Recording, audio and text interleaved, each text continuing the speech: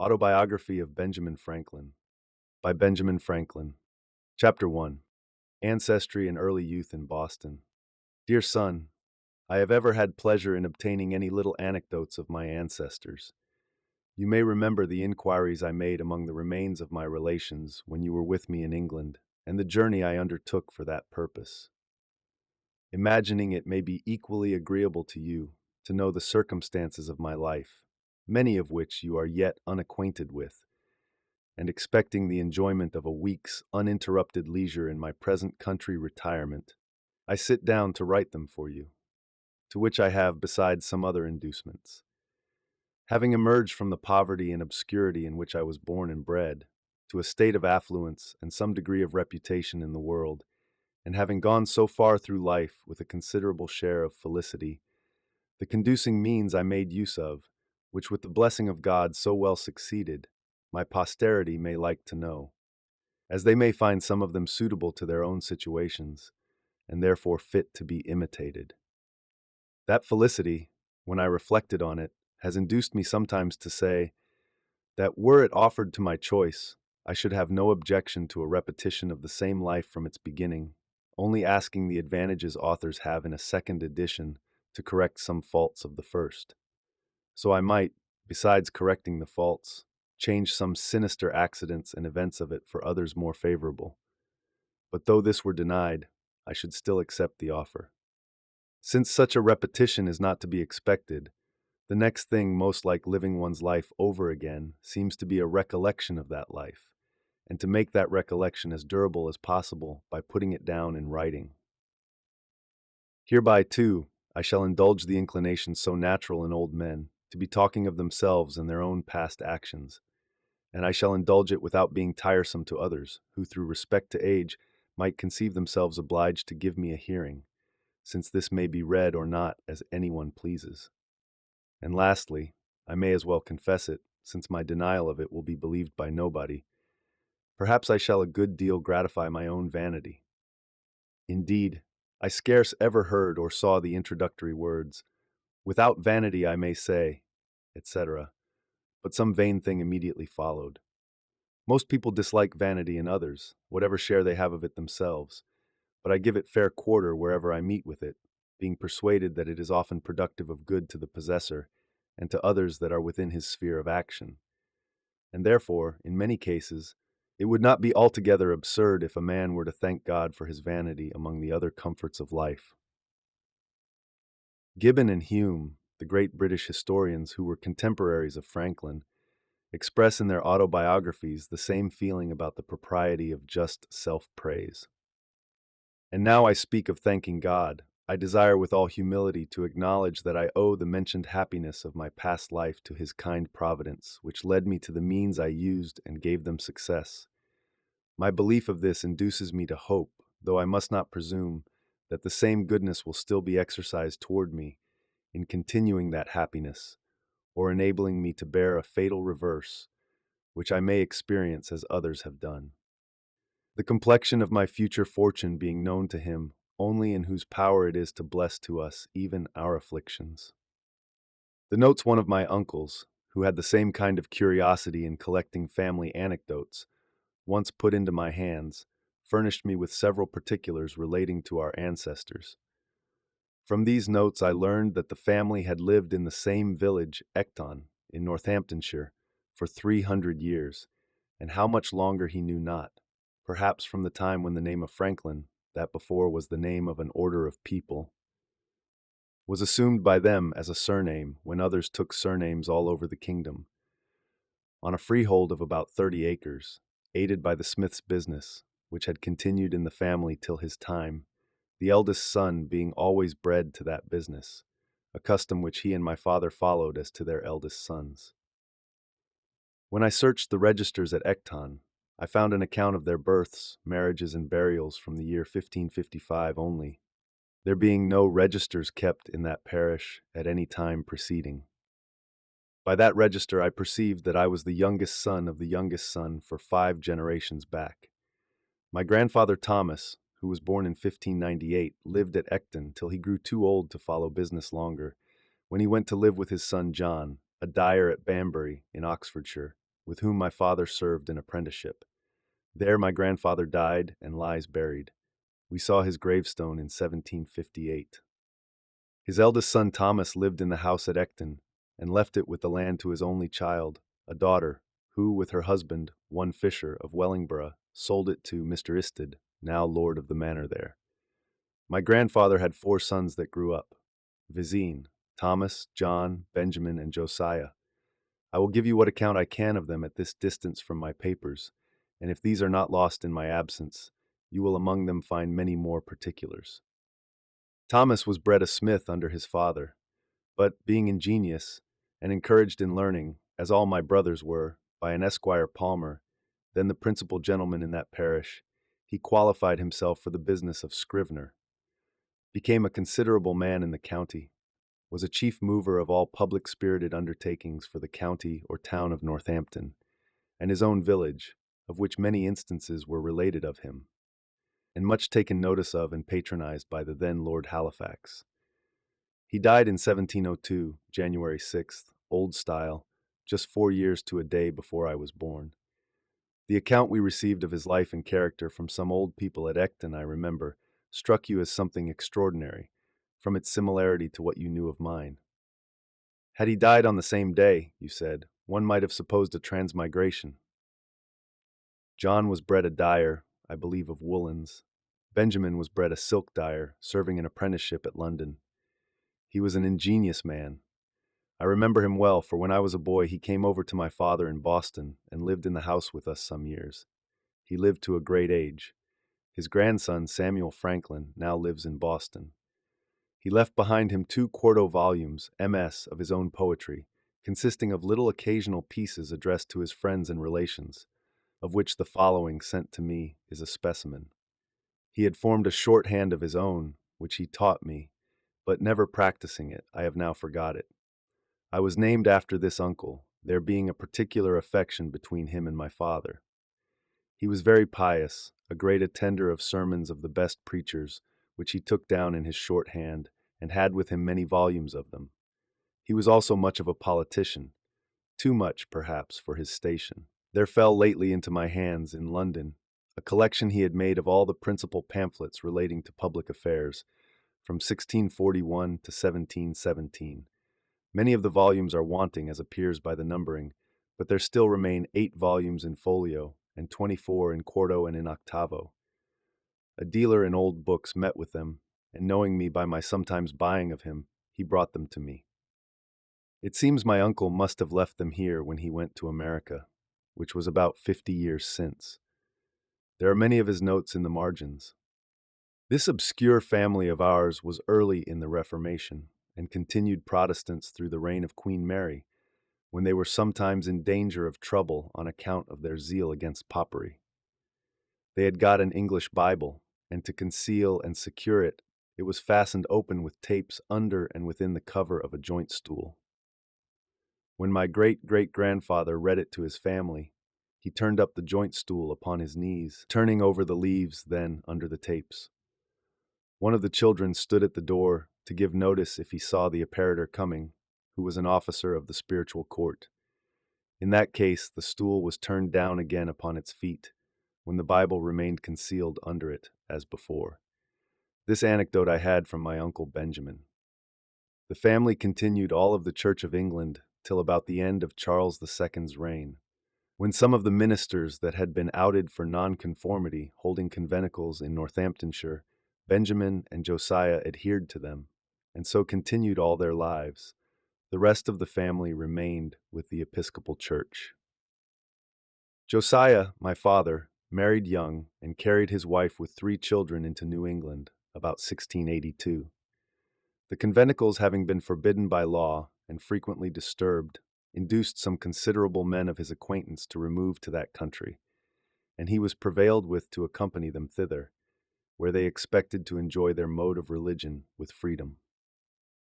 By the same wife he had 4 children more born there, and by a second wife 10 more, in all 17, of which I remember 13 sitting at one time at his table, who all grew up to be men and women and married. I was the youngest son, and the youngest child but 2, and was born in Boston, New England. My mother, the second wife, was Abiah Folger, daughter of Peter Folger, one of the first settlers of New England, of whom honorable mention is made by Cotton Mather in his church history of that country, entitled Magnalia Christi Americana, as a godly, learned Englishman, if I remember the words rightly. I have heard that he wrote sundry small occasional pieces, but only one of them was printed, which I saw now many years since. It was written in 1675, in the homespun verse of that time and people, and addressed to those then concerned in the government there. It was in favor of liberty of conscience and in behalf of the Baptists, Quakers, and other sectaries that had been under persecution, ascribing the Indian wars and other distresses that had befallen the country to that persecution as so many judgments of God to punish so heinous an offense, and exhorting a repeal of those uncharitable laws. The whole appeared to me as written with a good deal of decent plainness and manly freedom.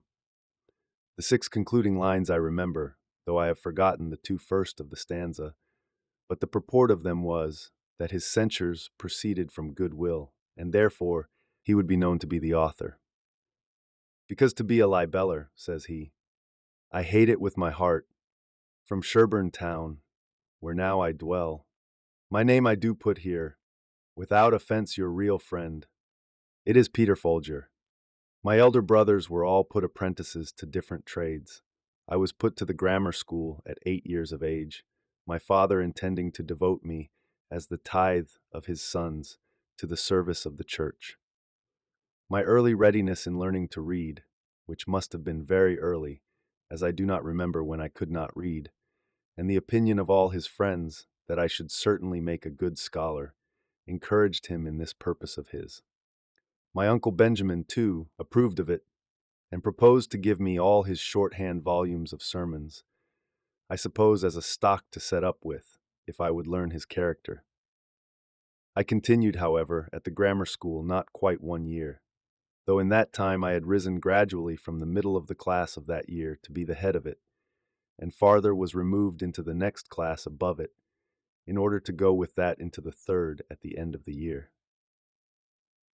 But my father, in the meantime, from a view of the expense of a college education, which having so large a family he could not well afford, and the mean living many so educated were afterwards able to obtain, reasons that he gave to his friends in my hearing, altered his first intention, took me from the grammar school and sent me to a school for writing and arithmetic, kept by a then famous man, Mr. George Brownell, very successful in his profession generally, and that by mild, encouraging methods. Under him I acquired fair writing pretty soon, but I failed in the arithmetic and made no progress in it. At 10 years old I was taken home to assist my father in his business, which was that of a tallow chandler and soap boiler, a business he was not bred to, but had assumed on his arrival in New England, and on finding his dyeing trade would not maintain his family, being in little request. Accordingly, I was employed in cutting wick for the candles, filling the dipping mold and the molds for cast candles, attending the shop, going of errands, etc. I disliked the trade and had a strong inclination for the sea, but my father declared against it. However, living near the water, I was much in and about it, learnt early to swim well and to manage boats, and when in a boat or canoe with other boys, I was commonly allowed to govern, especially in any case of difficulty. And upon other occasions I was generally a leader among the boys, and sometimes led them into scrapes, of which I will mention one instance, as it shows an early projecting public spirit, though not then justly conducted. There was a salt marsh that bounded part of the mill pond, on the edge of which at high water we used to stand to fish for minnows. By much trampling we had made it a mere quagmire. My proposal was to build a wharf there fit for us to stand upon, and I showed my comrades a large heap of stones which were intended for a new house near the marsh, and which would very well suit our purpose. Accordingly, in the evening, when the workmen were gone, I assembled a number of my playfellows, and working with them diligently like so many emmets, sometimes 2 or 3 to a stone, we brought them all away and built our little wharf. The next morning the workmen were surprised at missing the stones, which were found in our wharf. Inquiry was made after the removers. We were discovered and complained of, Several of us were corrected by our fathers, and though I pleaded the usefulness of the work, mine convinced me that nothing was useful which was not honest. I think you may like to know something of his person and character. He had an excellent constitution of body, was of middle stature, but well set and very strong. He was ingenious, could draw prettily, was skilled a little in music, and had a clear, pleasing voice, so that when he played psalm tunes on his violin and sung withal, as he sometimes did in an evening after the business of the day was over, it was extremely agreeable to hear. He had a mechanical genius too, and, on occasion, was very handy in the use of other tradesmen's tools. But his great excellence lay in a sound understanding and solid judgment in prudential matters, both in private and public affairs. In the latter, indeed, he was never employed, the numerous family he had to educate, and the straitness of his circumstances keeping him close to his trade. But I remember well his being frequently visited by leading people, who consulted him for his opinion in affairs of the town or of the church he belonged to, and showed a good deal of respect for his judgment and advice. He was also much consulted by private persons about their affairs when any difficulty occurred, and frequently chosen an arbitrator between contending parties. At his table he liked to have, as often as he could, some sensible friend or neighbor to converse with, and always took care to start some ingenious or useful topic for discourse, which might tend to improve the minds of his children. By this means he turned our attention to what was good, just, and prudent in the conduct of life, and little or no notice was ever taken of what related to the victuals on the table, whether it was well or ill dressed, in or out of season, of good or bad flavor, preferable or inferior to this or that other thing of the kind, so that I was brought up in such a perfect inattention to those matters as to be quite indifferent what kind of food was set before me, and so unobservant of it, that to this day, if I am asked, I can scarce tell a few hours after dinner what I dined upon. This has been a convenience to me in traveling, where my companions have been sometimes very unhappy for want of a suitable gratification of their more delicate, because better instructed tastes and appetites. My mother had likewise an excellent constitution. She suckled all her 10 children. I never knew either my father or mother to have any sickness, but that of which they died, he at 89, and she at 85 years of age.